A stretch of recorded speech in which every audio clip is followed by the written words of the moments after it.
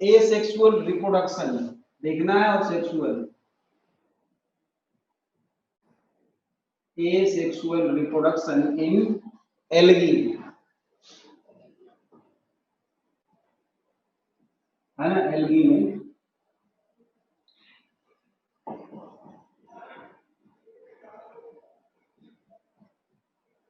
Through asexual reproduction produce spores, है ना, spore produce करते हैं ये।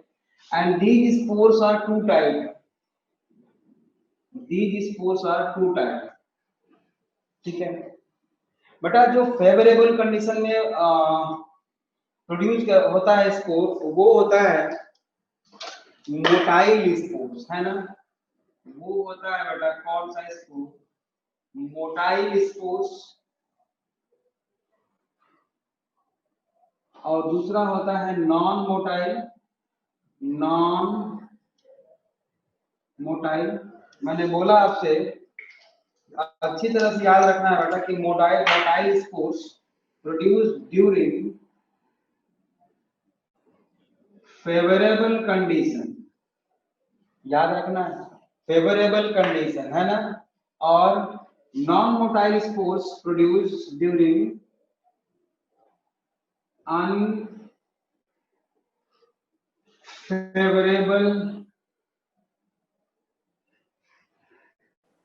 Condition, unfavourable condition. और इसमें जो स्पोर्स प्रोड्यूस होता है बेटा उसका नाम है जू स्पोर्स। आपने जू स्पोर पढ़ा है, फंगस में भी पढ़ा है जू स्पोर्स, है ना, वहां भी पढ़ा है। या जू स्पोर्स मोटाइल होते हैं तो इसको और क्या बोल सकते हैं बेटा, प्लानो स्पोर्स भी बोल सकते हैं, प्लानो स्पोर्स, ठीक। अब नॉन मोटाइल स्पोर्स में बेटा वैसे तो सारे के सारे नॉन मोटाइल हैं, लेकिन ए प्लानो स्पोर्स मींस होता है नॉन मोटाइल, ए प्लानो स्पोर्स ये नाम नॉन मोटाइल होता है ना। लेकिन और भी कई तरह के इसमें स्पोर्स प्रोड्यूस, कब से म्यूट था, फिर रिपीट कर रहा हूं सारा, माइक भी और मेरा पता नहीं कैसे म्यूट हो गया था। चलो फिर से देखते हैं, इतना टाइम बर्बाद गया। चलो लिखा हुआ है, मैं समझाने की कोशिश करता हूं, ठीक है ना। शुरू से रिपीट कर देता हूं बेटा, अब तो टाइम बहुत ज्यादा लगेगा इसमें फालतू के। एसेक्सुअल मोड ऑफ रिप्रोडक्शन में बेटा स्पोर्स प्रोड्यूस किए जाते हैं, ठीक है। और ये जो स्पोर्स, ध्यान से सुनना, स्पोर्स होते हैं बेटा दो तरह के होते हैं, motile spores and non motile spores, ठीक है। Motile spores produce during favourable condition and non motile spores produce during unfavourable condition. Motile spores जो होते हैं बेटा उनको हम जू स्पोर्स बोलते हैं, आपने फंगस में पढ़ा है जू स्पोर या प्लानो स्पोर।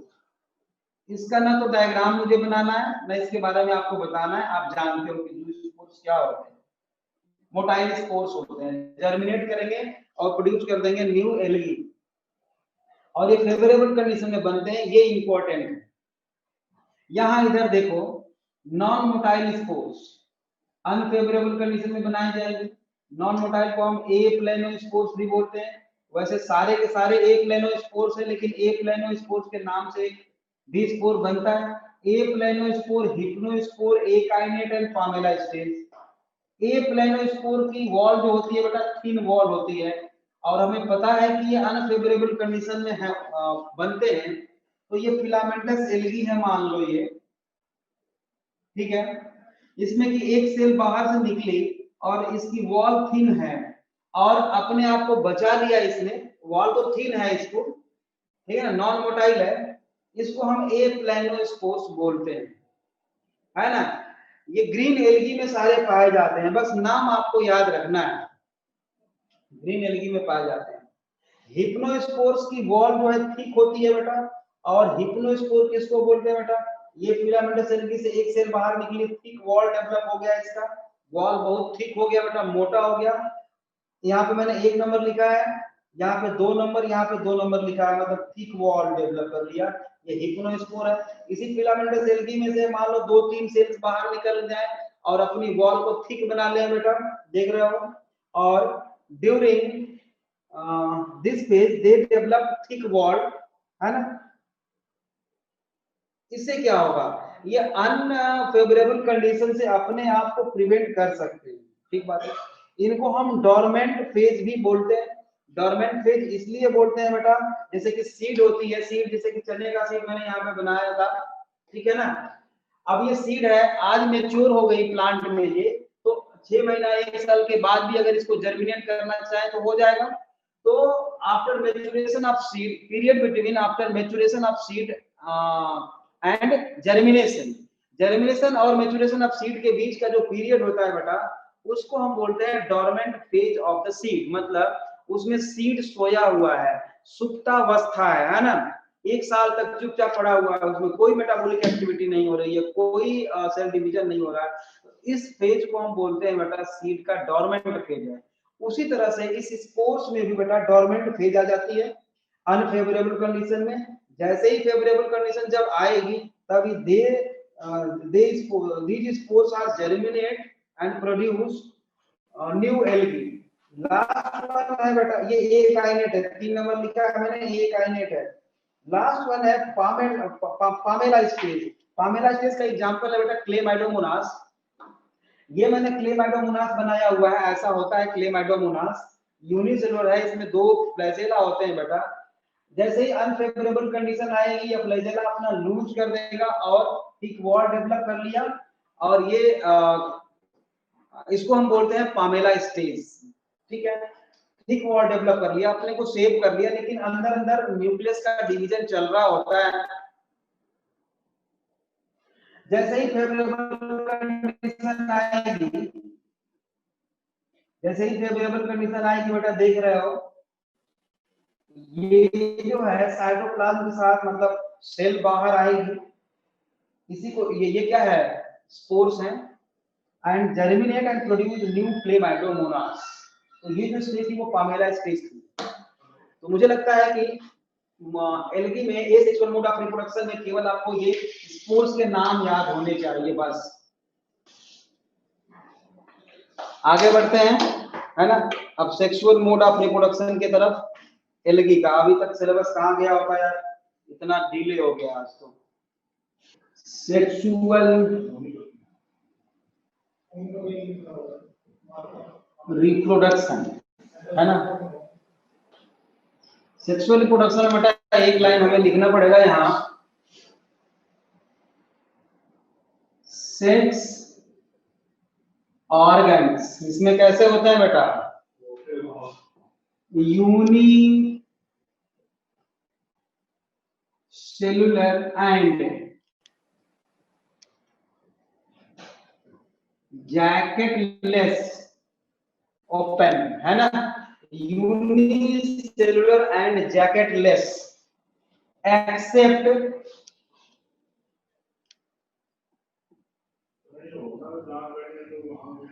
कारा। तो कारा में क्या होता है बेटा, मल्टी सेल्यूलर और जैकेटेड।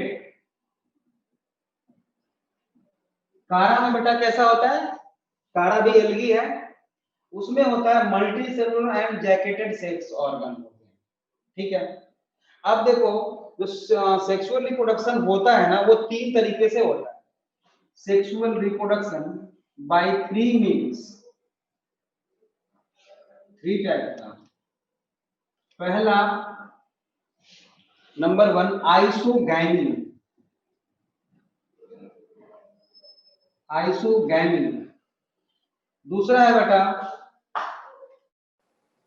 एन आइसोगैमी,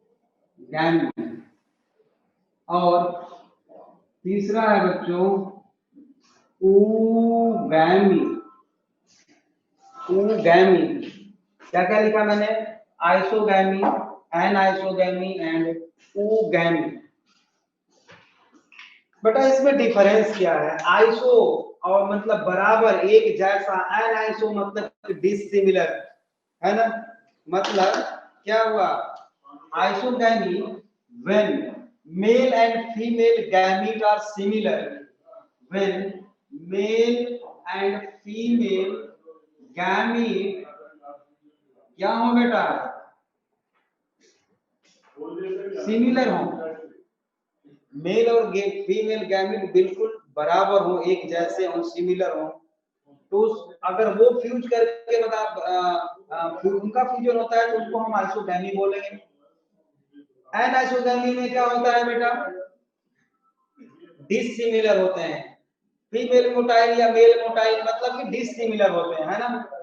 इसमें क्या होंगे बेटा, dissimilar mail and female gamete, mail and female gametes dissimilar, है ना। ऊगैमी में क्या होगा बेटा, ऊगैमी में क्या होता है बेटा, फीमेल स्ट्रिक्टली, इसमें भी डिसिमिलर होता है बट कुछ शर्तें हैं इसमें, female gamete large and non motile, female gamete large and non motile. दूसरा male gamete, male gamete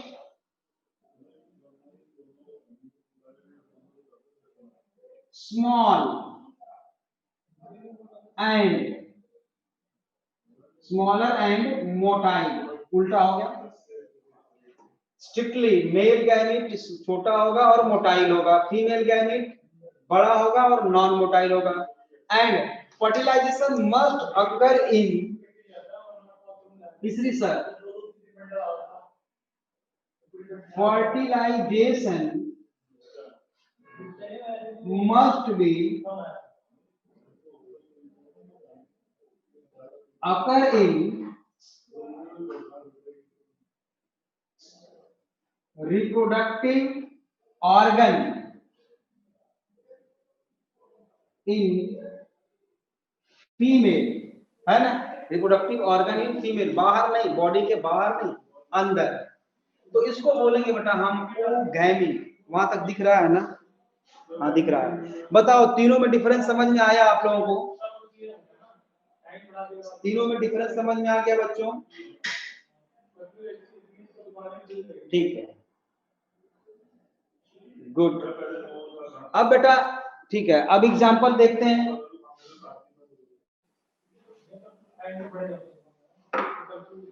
example देखते हैं बेटा। इसका एग्जांपल आइसोगैमी का बेटा। अच्छा आइसोगैमी में एक चीज और हो सकता है बेटा, आइसोगैमी में दोनों मेल और फीमेल गैमेट बराबर होने चाहिए ना, लेकिन दोनों या तो मोटाइल या दोनों नॉन मोटाइल, ऐसा हो सकता है कि दोनों नॉन मोटाइल हो या दोनों मोटाइल हो, ऐसा हो सकता है। तो मान लेते हैं कि अगर दोनों मोटाइल हैं तो उसका एग्जांपल होता है बेटा Chlamydomonas debaryanum, Chlamydomonas debaryanum motile isogamy, isogamy non motile,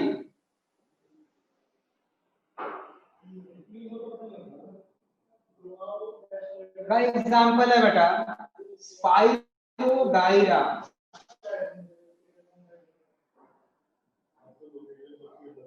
क्या है, स्पाइरोगाइरा। एनाइसोगैमी का एग्जांपल है बेटा क्लेमाइडोमोनास, क्लेमाइडोमोनास ब्राउनी,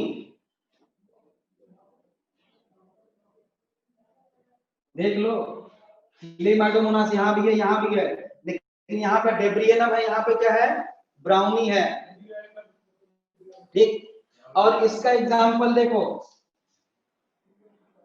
मैंने बताया आपको कि ऊगैमी में क्या होगा, फीमेल गैमीट बड़ा और मेल गैमीट छोटा, है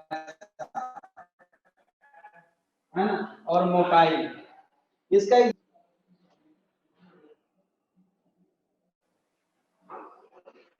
वॉल्वॉक्स, सारगासम,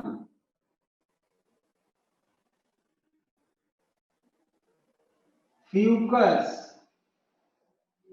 देख लो, सारगासम, फ्यूकस, और एक और क्लेमाइडोमोनास कॉक्सीफेरा, तीनों में है। क्लेमाइडोमोनास कॉक्सीफेरा, क्लेमाइडोमोनास कॉक्सीफेरा, ठीक दिख रहा है ना यहाँ तक? हाँ। अब है बेटा, नोट करके एक चीज मैं लिखूंगा यहाँ पे, यहाँ पे क्या मैंने यहीं पे लिख दिया है, ऊपर ही लिख दिया है, एक्सेप्ट कारा।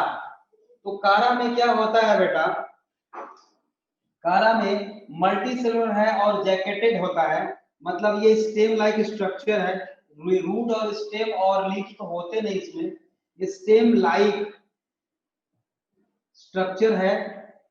कारा की बात कर रहे हैं, किसका? कारा, CHARA, है ना। और ये एक ब्रांच लाइक स्ट्रक्चर यहाँ पे होता है, तो यहाँ पे ऐसे स्ट्रक्चर एक डेवलप होगा और एक यहाँ पे डेवलप होगा, ठीक। तो ये फीमेल सेक्स ऑर्गन है, इसको नोक्यूल बोलते हैं या ऊगोनियम बोलते हैं। नोक्यूल या ऊगोनियम ये फीमेल सेक्स ऑर्गन होता है, और ये मेल सेक्स ऑर्गन होता है जिसको कि हम ग्लोब्यूल बोलते हैं, ये मेल सेक्स ऑर्गन है, और ये मल्टी सेलुलर है ना, और बंद है, एक कवर के साथ बंद है। तो ये हो गया कारा का, है ना, कारा नीचे मैंने लिख दिया है। अब आगे बेटा इसमें बड़ी बात यह है कि इसको याद कैसे करें, है ना। याद करना पड़ेगा सबको, क्योंकि जो क्वेश्चंस आते हैं ना इसी में से आएंगे और आप बता नहीं पाओगे, भूल जाओगे। चलो मैं आप लोगों को याद करा देता हूँ, है ना। आइसोगैमी किसमें होता है, एनाइसोगैमी किसमें होता है, और ऊगैमी किसमें होता है, इसको याद कर लेते हैं बेटे। बेटा आइसोगैमी, आइसोगैमी किसमें किसमें होता है, इसको याद करने के लिए आपको याद रखना होगा सेकू, सेकू, SECU। एस से क्या होगा बेटा, स्पाइरोगाइरा, स्पाइरोगाइरा। ई से क्या होगा, इक्टोकार्पस, है ना, इसे क्या होगा बेटा, इक्टोकार्पस, इक्टोकार्पस। सी से क्या होगा, आप जानते हो, क्लेमाइडोमोनास क्या, डेब्रिएनम, आप जानते हो, क्लेमाइडोमोनास डेब्रिएनम। और यू से होगा बेटा यूलोथ्रिक्स, सेकू, याद रखना चाहिए आपको। एनाइसोगैमी, एनाइसोगैमी में एक ही मैंने बताया आपको, क्लेमाइडोमोनास ब्राउनी। ऊगैमी, ऊगैमी में आपको याद रखना होगा बेटा विशा फूको, विशा फ्यूको, फूंक दो, विशा फूको, ठीक है। वी से क्या होगा, वी से वॉल्वॉक्स, वी से वॉल्वॉक्स बेटा। एस ए से क्या होगा बेटा, सारगासम, सारगासम। एफ यू से क्या होगा बेटा, फ्यूकस। और सीओ से क्लेमाइडोमोनास कॉक्सीफेरा, क्या होगा, क्लेमाइडोमोनास कॉक्सीफेरा। ये अभी वही जो मैंने बताया ना आपको, उसी को समराइज कर दिया मैंने, समझ रहे हो, समराइज कर दिया है बेटा। एलगी में भी कॉन्जुगेशन होता है कभी कभी, है ना। तो दूसरा जो मोड है रिप्रोडक्शन का वो कॉन्जुगेशन है, सेक्सुअल मोड ऑफ रिप्रोडक्शन का पार्ट है, आप लोग जानते हो, क्योंकि उसमें जेनेटिक मटेरियल ट्रांसफर किया जाता है, जेनेटिक मटेरियल ट्रांसफर किया जाता है बेटे। तो कॉन्जुगेशन नोट करके लिख लो, एक और मेथड है कॉन्जुगेशन। कॉन्जुगेशन में बेटा जैसे मान लो यहाँ पे एक सेल ऐसे फिलामेंटा सेल्गी कोई है ना, ऐसे सेल्स हैं, और ये भी एक इसके बगल में कोई फिलामेंटा सेल्गी है, इसी स्पीसीज की है, ठीक है, और यहाँ से कॉन्जुगेटिंग ट्यूब बना और यहाँ से लेके यहाँ पे पहुंचा दिया जेनेटिक मटेरियल कॉपी करके, तो इसको बोलते हैं बेटा स्केलरी फॉर्म कॉन्जुगेशन। क्या बोलते हैं इसको? स्केलरी फॉर्म। बैक्टीरिया में कॉन्जुगेशन आप पढ़ चुके हो, है ना। स्पाइरोगायरा में ये दोनों पाए जाते हैं, और मान लो अगर ये स्पाइरोगायरा है, ऐसे है, और यहाँ से अपने नेबर सेल्स में चला गया, जेनेटिक मटेरियल यहाँ से बन के यहाँ पे चला गया, तो इसको बोलते हैं हम लैटरल कॉन्जुगेशन। और ये दोनों स्पाइरोगायरा में पाए जाते हैं। सिंपल सी बात है, कोई बहुत ज्यादा इसमें नहीं पढ़ना, समझ रहे हो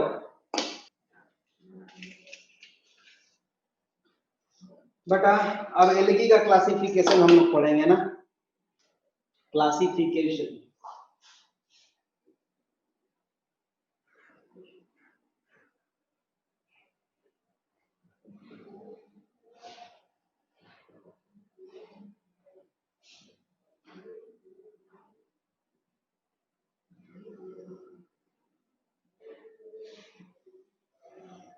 ये इधर पिक्चर में दिख रहा है ना? नहीं दिख रहा, कौन दिख रहा?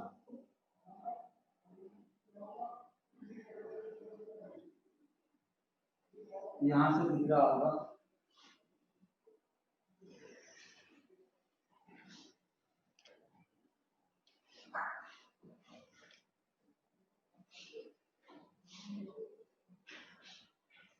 बेटा यहाँ पे हम पहले में लिखेंगे फीचर, और एल्गी के 3 ग्रुप होते हैं, है ना, क्लोरोफाइसी, थियोफाइसी एंड रोडोफाइसी।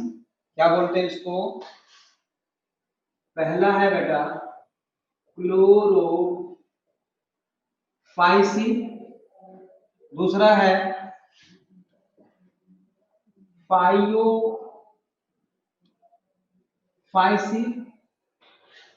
और तीसरा होता है बेटा रोडोफाइसी। ठीक है, क्लोरोफाइसी को हम ग्रीन एल्गी बोलते हैं बेटा, इसको बोलते हैं हम ग्रीन एल्गी। थियोफाइसी को हम बोलते हैं बेटा ब्राउन एल्गी, और रोडोफाइसी को बोलते हैं बेटा हम रेड एल्गी। ये ग्रीन क्यों होती है, ये ब्लू ब्राउन क्यों होता है, और वो रेड क्यों होता है, देखेंगे अभी। ठीक बात है, चलो ये लंबा टेबल जाएगा, है ना, पूरा पेज ले लेना आप लोग, ये एक पेज से ज्यादा का भी हो सकता है, एक पेज का होगा, ये एक पेज का टेबल होगा। तो पहले में हम लिखते हैं बेटा हैबिटेट। हैबिटेट कहाँ पाए जाते हैं, ये ग्रीन एल्गी कहाँ कहाँ पाई जाती है बेटा? तो ये फ्रेश वाटर में भी पाई जा सकती है बेटा, मैराइन वाटर में भी पाई जाती है ग्रीन एल्गी, ठीक बात है। ब्रैकिश वाटर में भी पाई जाती है, ब्रैकिश वाटर में भी पाई जाती है, और टेरेस्ट्रियल भी होती है, बिल्कुल हो सकती है, टेरेस्ट्रियल भी हो सकती है। ब्राउन एल्गी, ब्राउन एल्गी जो बेटा होती है वो exclusively marine, marine exclusively marine, rarely क्या होते हैं, रेयर फ्रेश वाटर, है ना। और रेड एल्गी, रेड एल्गी बेटा मोस्टली मैराइन।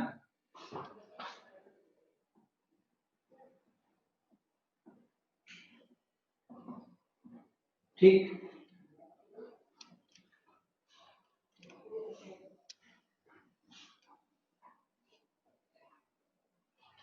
नेक्स्ट फीचर देखते हैं।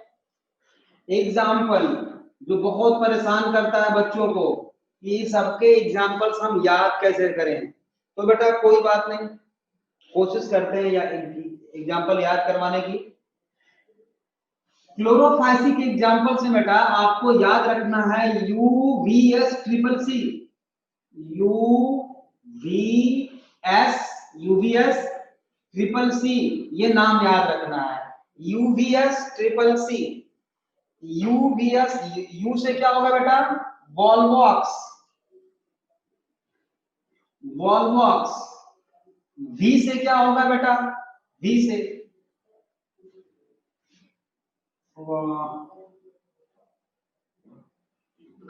वी से वॉल्वॉक्स होगा, यू से यूलोथ्रिक्स होगा, Ulothrix, Ulothrix, Volvox, spirogyra,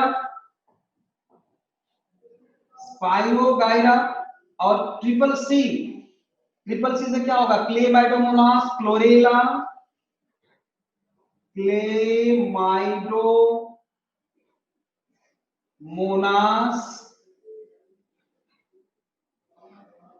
chlorella and कारा। देख लो, क्लेमाइडोमोनास, क्लोरेला एंड कारा, ठीक है। ब्राउन एल्गी का एग्जांपल क्या लिखोगे आप, इडली साफ, EDLI, इडली, EDILI, इडली साफ, है ना। इडली खा के साफ कर दो, ऐसा याद रखना, इडली साफ याद रखना है आपको, ठीक है। इसका फुल फॉर्म क्या होगा बेटा, ई से क्या होगा, इक्टोकार्पस, क्या होगा ई से, इक्टोकार्पस। DI से क्या होगा बेटा, यहां पे मैं लिख देता हूं डिक्टायोटा, डिक्टायोटा, ठीक है, डिक्टायोटा। और LI से क्या होगा, यहां पे सबसे ज्यादा इंपॉर्टेंट है लैमिनेरिया। और आई से क्या होगा, आयोडीन रिच, आयोडीन रिच होता है बेटा, है ना। And laminaria is also responsible for formation of kelp, formation of kelp. Kelp बोलते हैं बेटा समुद्री जंगल, सी फॉरेस्ट, बहुत ज्यादा जहां पे ये होते हैं, इनका नेटवर्क फैला होता है, खूब जंगल के जैसा दिखता है पानी में, केल्प बोलते हैं उसको। कौन बनाता है, लैमिनेरिया, आयोडीन के सोर्स के फॉर्म में इसका हम यूज करते हैं, लैमिनेरिया, आयोडीन रिच, ठीक बात है। एस से क्या होगा बेटा, सार्गासम, ये SA से क्या होगा बेटा, सार्गासम। और F से क्या हो गया, फ्यूकस, फ्यूकस। तो मुझे लगता है आपको एग्जांपल्स याद रहेंगे, इडली साफ, यूवीएस ट्रिपल सी, और रोडोफाइसी का पोपो जीजी, पोपो जीजी, पोपो जीजी। पीओ से क्या होगा बेटा, पोरफाइरा। और पीओ मैं भी इसी तरह से याद रखता हूं। और फिर पीओ है क्या होगा, पॉलीसिफोनिया, देख लो, पोरफाइरा, पॉलीसिफोनिया, ठीक है। और जी से जेलिडियम, और फिर जी है तो ग्रेसिलेरिया, जेलिडियम एंड ग्रेसिलेरिया, ठीक, याद हो गया नाम, कितना आसान है। पोर्फायरा, Polysiphonia, gelidium and gracilaria, पोपोजीजी।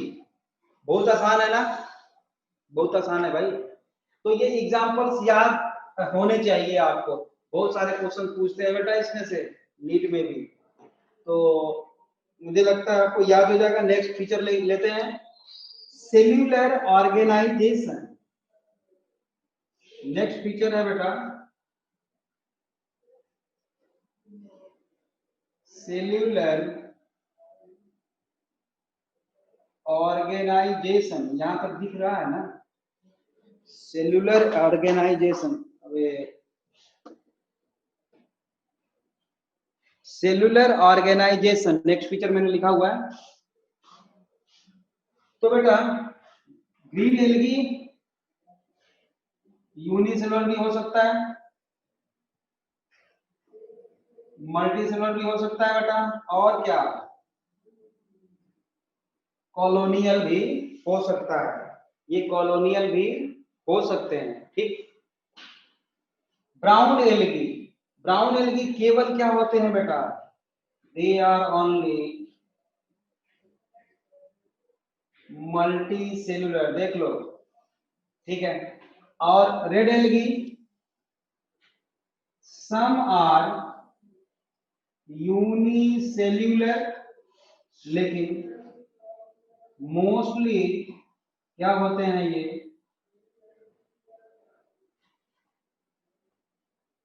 Multi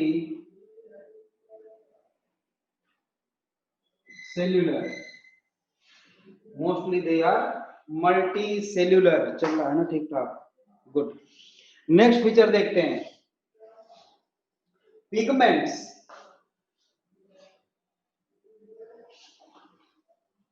pigments,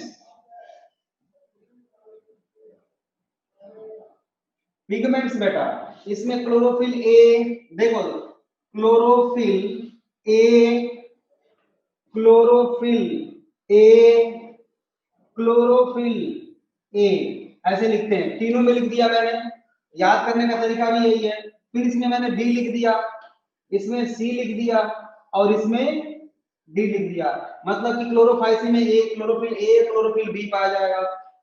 brown algae में chlorophyll a and chlorophyll c पाया जाएगा। रेड एल्गी में chlorophyll a and chlorophyll d पाया जाएगा। बहुत आसान है। और एक चीज और जो तीनों में पाई जाएगी, कैरोटीन, कैरोटीन,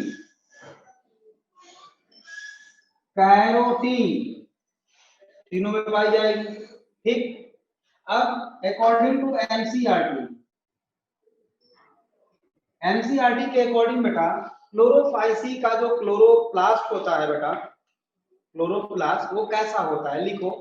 क्लोरोप्लास्ट में भी, इस कॉलम में लिखना है यहां पे, क्लोरोप्लास्ट, क्लोरोप्लास्ट में भी लिखो, में भी discoid, discoid plate like, plate like, reticulate मतलब नेटवर्क के जैसा, reticulate, cup shaped, cup shaped, spiral shaped, spiral और रिबन शेप्ड, स्पाइरल और रिबन शेप्ड हो सकता है, ठीक बात है, ये समझ में आ गया। ओके, अब इसके अलावा देखो इसमें क्या पाया जाता है, एक बहुत बढ़िया चीज मैं बताने जा रहा हूं, फ्यूकोजैंटीन, फ्यूकोजैंटीन पाया जाता है बेटा किसमें, ब्राउन एल्गी में, ठीक है। और इसमें फाइको बिलीन, फाइकोबिलीन, ठीक है। अब ये पिगमेंट, फाइकोबिलीन क्या, पिगमेंट्स दो तरह के पाए जाते हैं, फाइकोइरिथ्रिन एंड फाइकोसाइनिन, बिलीन मत लिखो, ऊपर लिखे क्या, चलो यही पे लिख देता हूं, फाइको इरिथ्रिन एंड, फाइको में तो होता है एल्गी, फाइको सायनिन, तो देखो बेटा फाइकोइरिथ्रिन जो है जो डीप सी वाटर में पाए जाते हैं ना, और रेड कलर के लिए रिस्पॉन्सिबल होते हैं, वो जो है उनके पास जो पिगमेंट होता है वो फाइकोइरिथ्रिन होता है ना। मतलब डीप सी वाटर, याद रखो, बहुत बढ़िया पॉइंट लिख रहा हूं मैं, डीप सी, और इनको हम बोलते हैं रेड कलर का अपीयर होते हैं ना। ये रेड कलर अपीयरेंस के लिए कौन रिस्पॉन्सिबल है बेटा? फाइकोइरिथ्रिन। और जो सरफेस पे होते हैं और ब्लू कलर अपीयर करते हैं, यहां पे मैं लिख दूं, सरफेस पे होते हैं बेटा और ब्लू कलर अपीयर करते हैं, वो उनके पास जो पिगमेंट होता है वो फाइकोसाइनिन होता है ना। तो ये डिफरेंट लेयर में डिफरेंट कलर जो अपीयर करते हैं बेटा, इसको बोलते हैं बेटा गॉडी कोवियस इफेक्ट। इसको बोलते हैं, यहां पे मैं लिख रहा हूं,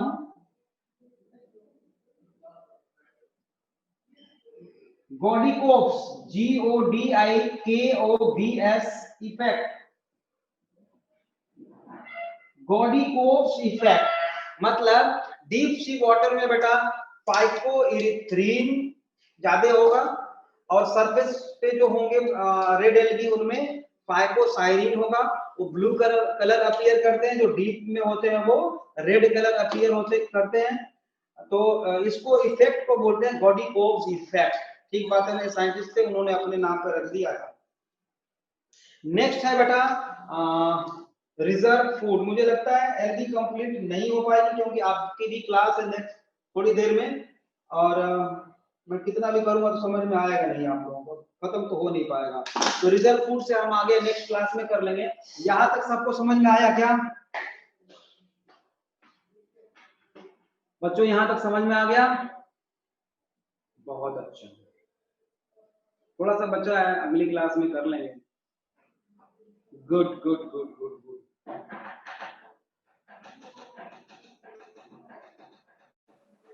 गॉडीकोव्स इफेक्ट, नवदीप बेटा ये साइंटिस्ट का नाम है, उन्होंने ही बताया था ये बात, इसीलिए इस इफेक्ट को हम गॉडीकोव्स इफेक्ट बोलते हैं, है ना।